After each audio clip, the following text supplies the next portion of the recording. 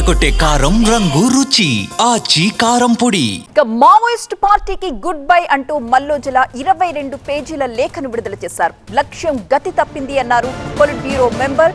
అనవసర త్యాగాలు ఇక వద్దు అని సూచించారు. ఆయుధాలు వీడాలన్న నిర్ణయంపై క్యాడర్ కి కూడా ఒక క్లారిటీ ఇచ్చేశారు. మొత్తం 22 పేజీల లేఖలో అనేకమైన అంశాల్ని ఆయన ప్రస్తావించారు. అగ్రనేత ప్రకటనతో ఉద్యమంలో ఒక్కసారిగా అలజడి చెలరేగింది. నిలువున చీలిపోయింది మావోయిస్ట్ నాయకత్వం.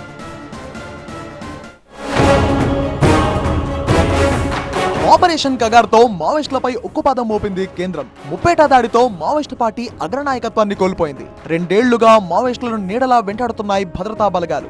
2026 మార్చి 31 నాటికి మావోయిస్ట్ రహిత దేశంగా మార్చే లక్ష్యంతో అడవులను జల్లెడ పడుతున్నాయి బలగాలు. చర్చలకు అవకాశం లేదని తేలడంతో ఆయుధాలు వదిలేస్తున్నట్టు వారం క్రితమే ప్రకటించిన మావోయిస్ట్ పార్టీ పాలిట్ బ్యూరో సభ్యుడు అభయ్ అలియాస్ మల్లోజు వేణుగోపాల్ ఇప్పుడు విడుదల చేసిన లేఖ సంచలనం సృష్టిస్తోంది.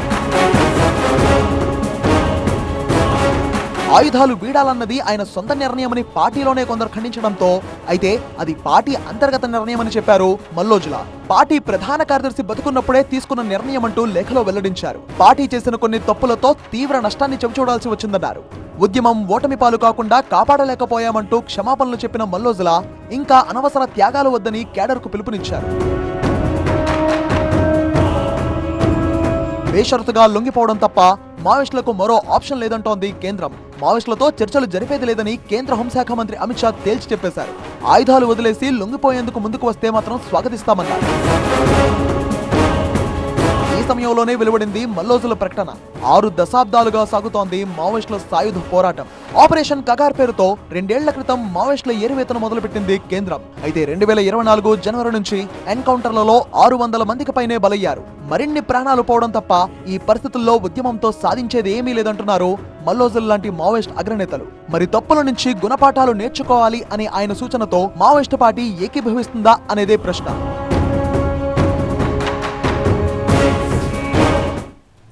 ప్రతినిధి విజయ్ మరింత సమాచారం అందించడానికి సిద్ధంగా ఉన్నారు. విజయ్, 22 పేజీల లేఖలో మల్లోజుల ఎప్పుడు లొంగిపోతారనే దానికి ఏదైనా ఇన్ఫర్మేషన్ ఉందా? అలాగే ఆయన సూచనతో ఆయుధాల్ని వదిలేస్తుందా క్యాడర్, లేదా తుది శ్వాస దాకా పోరాటమే లక్ష్యంగా సాగుతామంటుందా? అంటే మావోయిస్ట్ పార్టీలో ప్రస్తుతం ఉన్నటువంటి విభేదాలు కావచ్చు, మావోయిస్టు పార్టీలో జరుగుతున్న చర్చ అనేది ఇంతకుముందు ఎప్పుడు జరగలేదు. దాదాపు 65 ఏళ్ల మావోయిస్టు పార్టీ ఉద్యమ చరిత్రలో అనేక ఒడిదుడుకులను పార్టీ చూసింది. కానీ ఇప్పుడు ఎదుర్కొంటున్న ఒకవైపు ఆపరేషన్ కగార్ రూపంలో వచ్చే సంవత్సరం దాదాపు ఏప్రిల్ కల్లా పూర్తి స్థాయిలో దేశంలో ఒక మావోయిస్ట్ లేకుండా చేస్తాం, లొంగుబాట్లు మాత్రమే ఒప్పుకుంటాం, చర్చలకు ఎట్టి పరిస్థితుల్లో ఒప్పుకోం, అవసరమైతే లొంగిపోకుంటే ఖచ్చితంగా ఎన్కౌంటర్ చేస్తామని చెప్పి కేంద్ర హోంశాఖ ఇప్పటికే చెప్తున్న నేపథ్యంలో మల్లోజుల వేణుగోపాల్ లాంటి తెలంగాణకు చెందినటువంటి మావోయిస్టు ఉద్యమానికి, మావోయిస్టు పార్టీకి తెలంగాణలో కావచ్చు వివిధ రాష్ట్రాల్లో అనేక ఉద్యమాలు చేసినటువంటి మల్లోజుల వేణుగోపాల్ లాంటి సీనియర్ నేత రాసిన లెటర్ అనేది ప్రస్తుతం మావోయిస్టు పార్టీలో పెద్ద ఎత్తున చర్చ అవుతుంది. ఆయన పొలిట్ బ్యూరోకి రిజైన్ చేశారు. దాంతోపాటుగా ఉద్యమం గతి తప్పింది.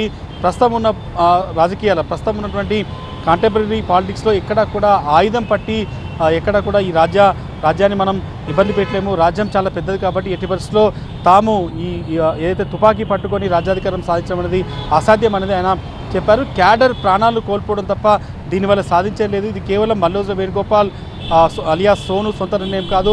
అప్పటి మావోయిస్ట్ సెక్రటరీ, మొన్న ఎన్కౌంటర్లో చనిపోయినటువంటి మావోయిస్ట్ సెక్రటరీ బసవరాజు ఉన్నప్పుడే ఈ డెసిషన్ తీసుకున్నారు. పార్టీలో పెద్ద ఎత్తున చర్చ జరిగింది.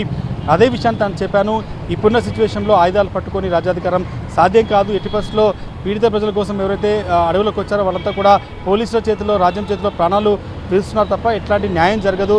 ఖచ్చితంగా లొంగిపోతేనే దీనికి ఒక మార్గం దొరుకుతుంది, కనీసం క్యాడర్ ప్రాణాలను కాపాడుకోవడానికి అవకాశం ఉంటుందంటూ 22 పేజీల లెటర్ను అయితే ఆయన మావోయిస్ట్ పార్టీ క్యాడర్కి రాశారు. గత కొంతకాలంగా లెటర్స్ అన్ని కూడా వస్తున్నాయి. కానీ 22 పేజీల సుదీర్ఘ లేఖలో మల్లోజుల వేణుగోపాల్ అనేక అంశాలను మెన్షన్ చేశారు. కొంతమంది వ్యక్తులు చేసిన తప్పుల వల్ల పార్టీ పూర్తి స్థాయిలో నష్టపోయింది. పీడిత ప్రజలకు వస్తున్న క్యాడర్ అంతా కూడా పోలీసుల చేతిలో ఎన్కౌంటర్ అవుతున్నారు కాబట్టి ఆయుధాలు విడిచి లొంగిపోవాలన్నది ఆయన లేఖ సారాంశంగా చెప్పుకోవచ్చు.